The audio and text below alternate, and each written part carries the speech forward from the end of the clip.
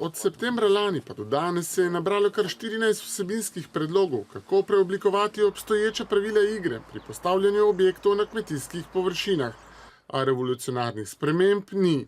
Z odlokom smo želeli po eni strani zaščititi prostor pred sekundarnimi bivališči in odpreti možnosti za naše kmetijske proizvajalce. Tudi s spremembami temu sledimo še bolj fokusirano.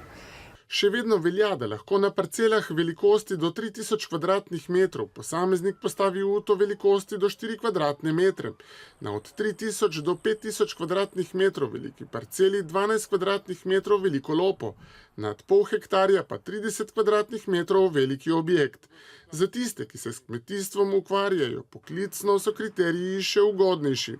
Trenutno je najbolj pereče vprašanje nadzora nad izvajanjem odloka.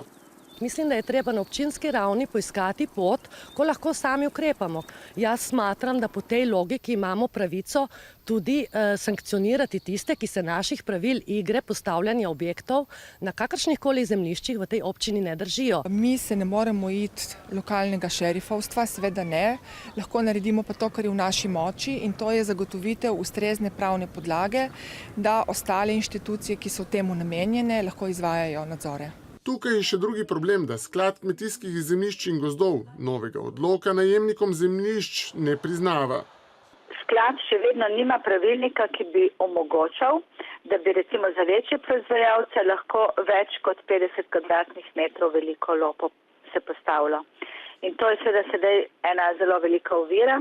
Seveda sklad pozivamo, da svoja določila uskladi z našimi. A se to do danes še ni zgodilo.